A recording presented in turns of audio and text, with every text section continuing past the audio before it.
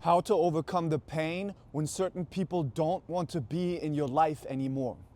My mom once sent me this beautiful analogy about a train. Think of your life like a train. You are the train of your life, and you drive in the direction of your passions, your excitements, your valued actions, the things you want to experience in your life.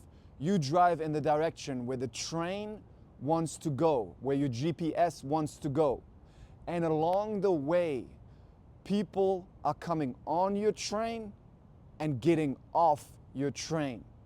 As long as you're driving in the direction of your excitement, your passion, which you love, let the people who want to come on your train, come on your train, and let the people, if they want to get off of your train, get off of your train. Don't try to hold on to people who don't want to be on that train anymore, on your train. And I will go deeper now into this video for you to make this analogy make sense to you. Many people don't live their authentic life. They live their life based on if other people like them or chasing validation, buying Gucci and Prada and Nike and all kinds of brands just to be liked by other people. They also behave in a way to be liked by other people, and they're chasing happiness in other people. If that's happiness with friendships, to not be lonely, or happiness in relationships, to chasing happiness in another person. This behavior shows the brain that you care more about chasing the validation of another person than you care about yourself. The brain doesn't judge that. Your brain is your best friend. Your brain always wants to support you in the behavior that you're doing. We know in society that chasing validation is an unhealthy thing. But the brain doesn't know that. The brain's language is behavior. It's your behavior inside of your head and outside of your head. What you focus on and what you do behaviors around. If you in a toxic relationship get a feeling of jealousy coming up, so the brain gives you a feeling of jealousy coming up, and you now try to fix that jealousy by going on your phone and trying to stalk the person, trying to check on what they're doing, you're showing your brain with your behavior around the emotion, the pattern of jealousy, that you love dealing with jealousy, that you love doing things with jealousy, that you love fixing jealousy. So the brain's like, oh, you love fixing jealousy? That's your favorite hobby?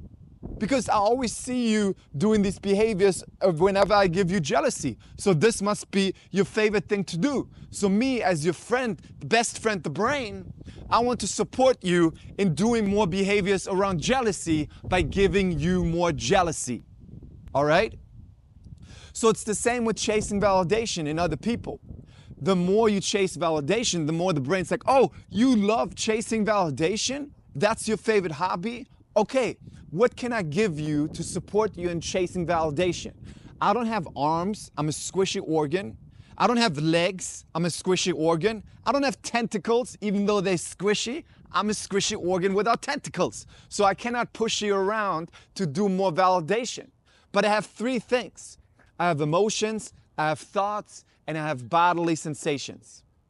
So I can give you more insecurity, more urges of chasing validation, more doubts if you're good enough or not. And then you will chase more validation in other people. I can give you more feeling of loneliness, and you chase more happiness in other people. I can give you more feelings of loneliness and sadness, and you're gonna chase more happiness in other people. So by doing that behavior around those patterns that the brain brings up, and those patterns, by the way, come from your past of you trying to protect yourself. Those patterns come from your past of you trying to protect yourself. So now they always come up because the brain's like, oh, this is how you usually do behaviors around it. This is how you usually protect yourself. And you then engaging with them is you feeding those patterns, which also means you end up in inauthentic relationships that are not based on your authenticity, which means you are not driving your train in your authentic direction, your highest excitement, your passions, your love, which you love, your valued action in the direction of your values. You don't drive your train in the direction of your values, which is a problem, because then by spending so much time on the patterns that come up, the brain is warping your reality with the patterns, because you spend so much time inside of your head trying to control situations, trying to control who loves you, trying to control other people's behaviors, that then the brain gives you more doubts, more worries, more things to fix in relationships, more thoughts that you're not good enough, that you're not ready yet, so you can fix those thoughts by chasing other people. And then you lose your true path, because you keep trying to fix those patterns, and the more you're trying to fix those patterns, the more the brain gives you those patterns with emotions and thoughts, and the more you react to those patterns anymore, and the more you practice emotional weakness, because you're trying to get relief of those patterns instead of accepting the emotions and thoughts, not be reactive to them, be okay with the uncomfortable emotions, and continuously drive with your train in the direction of your values. So in addition, you being reactive to your own patterns in your brain, you are also reactive to other people's patterns, because you're not willing to lose them. You're not willing to let them step off your train. So now you're literally a slave to them, because you're not willing to lose them. And guess what? What I always say, you can only have a healthy relationship with anyone if you're willing to lose that relationship for your own values. If you're not willing to lose that relationship for your own values, you are betraying yourself. But not only that, you are constantly trying to make other people love you, and you're doing behaviors around the fear of losing other people, which the brain's like, oh, you love doing behaviors around the fear of losing other people. Let me give you more fear. And then more fear of losing other people comes up, and then you're trying to keep them by changing yourself. And guess what? The more you change yourself, the less power you have. And people don't like to be surrounded by needy people, so they most likely also leave you because you're inauthentic.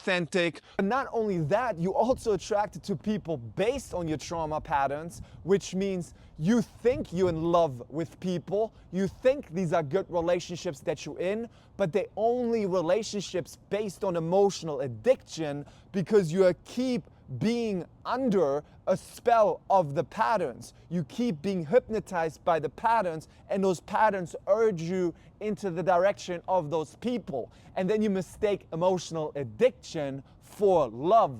And you say, oh, I'm not attracted to the healthy people, I'm just attracted to the toxic people. No, you're only not attracted to the healthy people because of your toxic patterns, and you're only attracted to the unhealthy people because of your toxic patterns, because the toxic patterns make the toxic people feel right and the healthy people feel wrong. How do I know? Because I used to be attracted to toxic relationships, to people who would not treat me well, and now I'm attracted to people who care about me and treat me well, and I'm not attracted anymore to people who are arrogant and don't treat me well, no matter how attractive or whatever they are.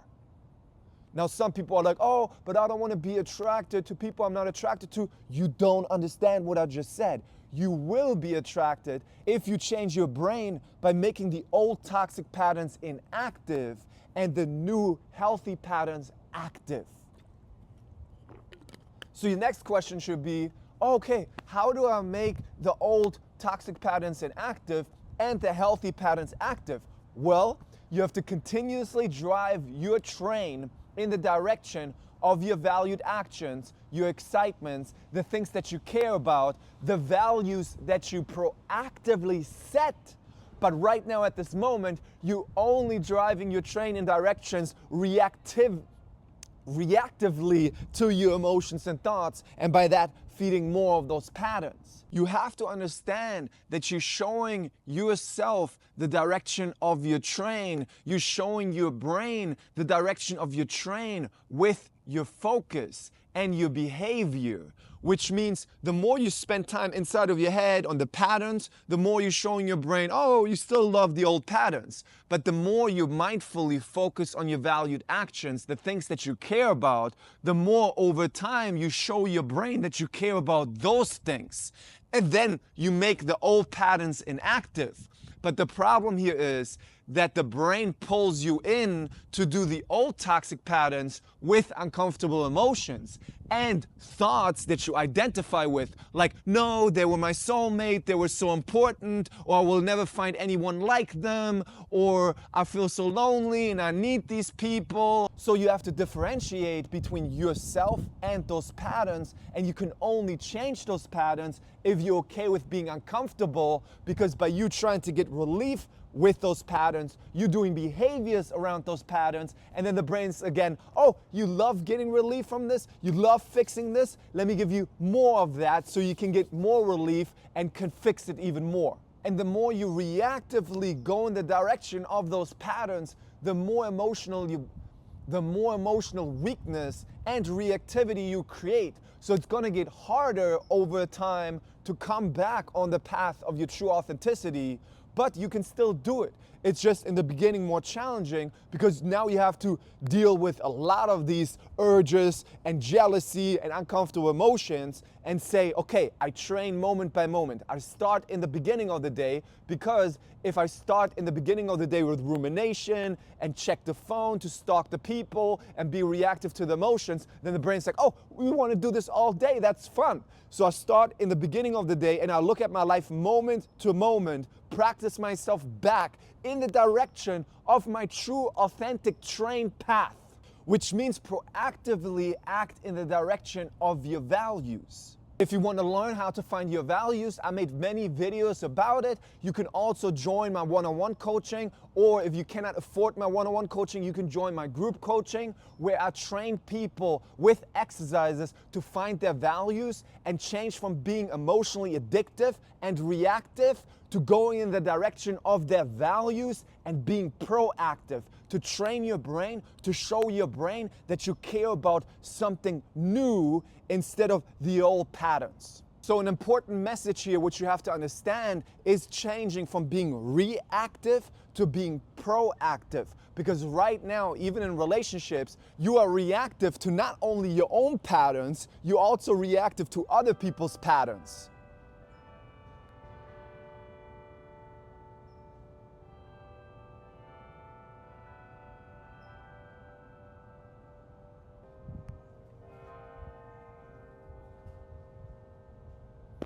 I love it. I know exactly how, because I know what time it is. I love these clocks. Because right now you're reactive to other people's patterns even. So for example, if in your relationship someone tries to make you guilty by hitting your triggers, you are reactive to the guilt and trying to make the guilt feel better by doing certain behaviors, which is feeding again the pattern of guilt instead of proactively thinking about and saying and writing on a piece of paper outside of your head, so you know, because your brain can always trick you, what do I care about in a relationship? What do I want to give to myself in the relationship with myself? And what do I want to give in relationship with others, to my children, to my spouse, to my girlfriend, to my boyfriend, to my father, to my mother, to my sister, to my brother? What do I want to give in actions to them? And then when the feeling of guilt comes up, you can be like, hold on a minute. I can have this feeling of guilt, but did I give what I wanted to give in this relationship? Yes, I did. For example, I picked my children up from school. I brought my children to martial arts practice. I read them a bedtime story. I did this and this and this and this, right? Then in a good relationship, of course, with your wife, you guys are a team, you are together making things happen, growing the garden of your relationship and your life, and maybe your wife or your husband hasn't been upholding their side of the energy because they're saying, oh no, I have too much depression, I have too much sadness, which are also patterns, right, that they need to work on. And instead of saying, oh, I'm not doing the things that support us because of a feeling, which creates more of that feeling. Because by you avoiding doing the valued actions, you are showing the brain that that must be dangerous, because why are you avoiding those things if they're not dangerous? And then the brain is like, oh, I want to protect you from the dangerous things. Let me give you more depression, more anxiety, so you stay in bed.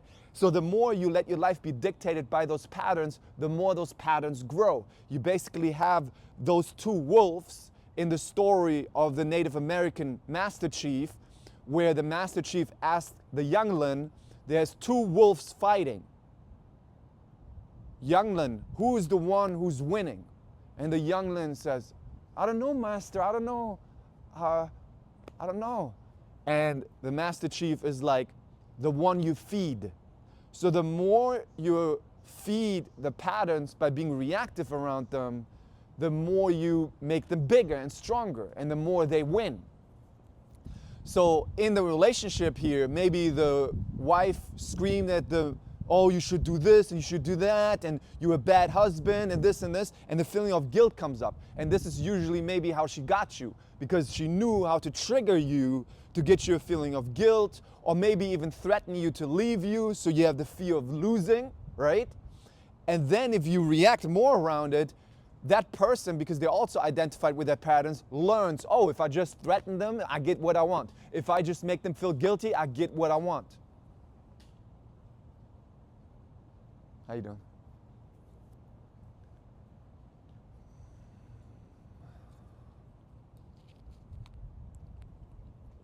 Hey man, what you doing? I'm recording a YouTube video. Oh, okay. Yeah. Gotcha. I was confused. I just saw you out here talking. I was like, man, like, you're really getting excited about I this. even have two angles. Oh, okay. Yes. Fancy. What's your Are you a YouTube police channel? officer? I am, yes. Nice. Yeah. I make mental health and relationship content Okay. on Instagram, TikTok, YouTube.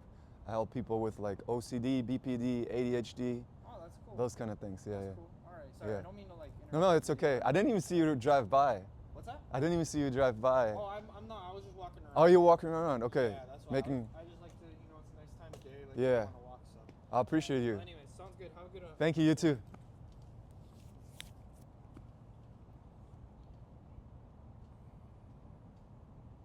So then they know if they make you feel guilty or they threaten you to leave, you are going to do the things that they want you to do, right? And they might be identified with their patterns where that's the first thing that they're going to do to get what they want, and they retroactively make themselves feel good about their toxic behavior by labeling you a narcissist or a gaslighter, because these are the terms that they learned on the internet. And it's all because of the identification. It's two people who don't even see each other. They interact with each other based on their trauma patterns. So they reactively, and then one person gets hurt and they're trying to make their hurt feel better by attacking the other person, etc. So it's all based on reactivity. So this is why you don't want to change the path of your train based on the patterns that come up, because then you're feeding your patterns more, and you're becoming a slave to these patterns, and you're also becoming a slave to the patterns of another person, because they can also trigger you by those patterns. You want to train yourself to be okay with those uncomfortable emotions and move forward in the direction of your valued action, in the direction of your valued actions. What will happen if you do this, you will actually build emotional fitness, and you will drop a lot of patterns, which actually makes you stronger in stress. Whenever stress comes up, you're gonna have a bigger space for it, and you're not gonna feel as shaken. This is a step-by-step process. It's a moment-by-moment process where you moment by moment focus proactively on your valued actions. And valued actions are not only going to work, working out, doing like big activities. It's also relaxation, creative expression, things that support you and support your life and support your loved ones. The more you line up those moment by moment moments, the stronger you get. Think of mental health and relationship skills like fitness. You moment by moment, over months and years, train yourself to become a stronger human being. And then everything will be easier. It's like the famous quote by Al Pacino in Any Given Sunday, where he's like, we scratch into the ground and get inch by inch move forward. And those inches make the difference between winning or losing, between living or dying. And this analogy is like you scratch yourself, you bite forward, you move forward in the direction of your valued actions, you get stronger and more efficient, and everything gets easier over time because you are getting stronger.